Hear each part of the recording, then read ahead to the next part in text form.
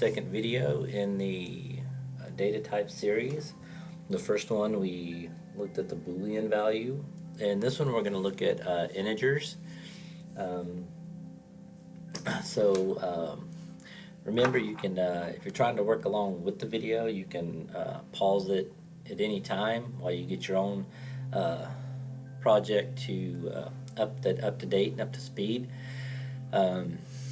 Okay, so that being said, let's go ahead and look at the changes to the interface. The display button, now instead of saying display name, it says display result. Also, if you look at the description, the name has been changed, so it's BTN, display result. So it's named appropriately. The checkbox is gone, and a radio control has been added. And same thing with the radio control. If you look at the description, it's got an appropriate name as well. The edit controls, instead of saying first name, last name, they now say first value, second value, and those as well have an appropriate name for them. So when you reference them in code, you know what you're working with. So let's go ahead and look at the code behind the display button.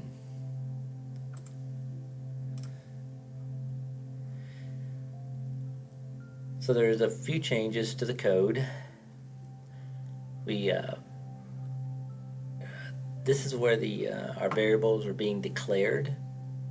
So we have my result is a string, first value is an integer, second value is an integer, final value is an integer, and final string is a string, or final value is a string. But you can see this one has a lowercase s in front of it, this one has a lowercase n in front of it. Those were all done by the programming charter for me. Now, what I've done is I've used a switch statement in here, which is a conditional. It's a conditional statement like the if-then. What I want to show you is, first off, let me show you this. If you highlight all that code and you're on the code pane, you come to the comment, you can comment all that code out. So now all this code is commented out. That way it won't interfere with anything else I'm doing. But I wanted to show you what WinDev will do for you. I've got the radio control in my window. Now if I say switch and then my radio control,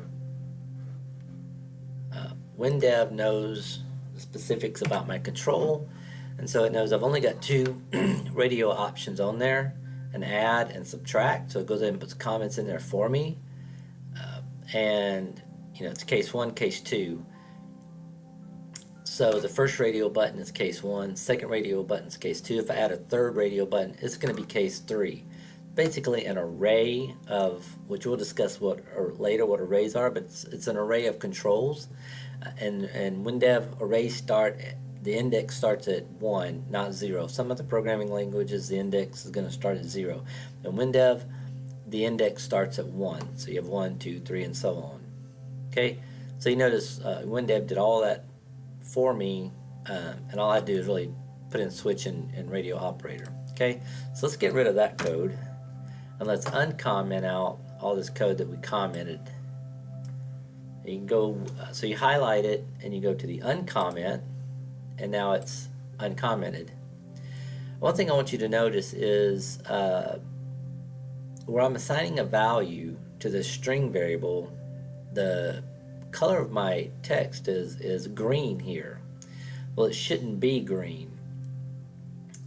What I need to do is let the IntelliSense catch up and come up to speed with my code. The reason that happened is because I'd commented this out and then uncommented it. But you can simply, if you save your page again, then the IntelliSense will catch up and focus on everything appropriately. So if I click the Save button, you'll notice that inside my open and close brackets, the text turned this like magenta type color, which is what it should be. Okay, so let's talk about this switch statement. What happens is when it comes down to do this evaluation, if the add radio button is selected, it'll come down here and that's going to be case 1. So it's going to execute all this code for case 1. If the subtract radio button was selected, it's going to jump down here to case 2 and it's going to execute all the code in between here. So let's look at what this code does.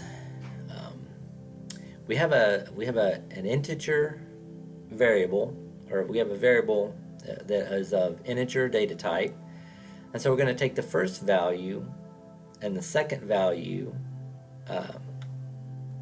and you notice we assign the values up here, right? First value equals, and then we put the edit control, second value, and we assigned it. The difference in these two here is you can declare a variable as a data type and then assign a value to it later. And that's what we do here. We declare our variable type as an integer. Declare a variable as an integer type, and then on another line of code, we actually assign a value to that variable. In this line of code, we declare the variable type as integer, and we immediately assign a value to it. So you can do it either way, depending on what your needs are. So, okay. So for our integer variable type here, we take the first value and the second value and we add them together. In this case, because they're of integer type, the plus sign is an arithmetic operator. Okay, it's an addition arithmetic operator for these two values. For the string, you take the right here I'm using the edit control and the value that's actually in the edit controls, because if I were to add these two integers together, then I would display the result. So if it's 10 and 9, I would display 19 here. But what I want to show you is it's going to take these two values and it's actually going to concatenate them together. So it's going to take the value in the first edit control and it's going to concatenate it with the value of the second control. So you'll see that when we run the code. So now let's look at this assignment to this string variable, my result. WinDev allows you to basically build a string on multiple lines. If you have an open bracket and a closed bracket, then it will you can just build it on multiple strings. It's kind of convenient and very easy to read. Now you notice this %1 and this %2. Well, these are placeholders, and how you use those is you come down here to my string, and WinDev offers a procedure called string build, and string build accepts a certain number of parameters. So the first parameter is my actual string value itself, and then every parameter after that is going to be in sequence these placeholders. So final value, the numeric final value, is going to be put in the %1 is going to be replaced by that value. %2 is going to be replaced by final value.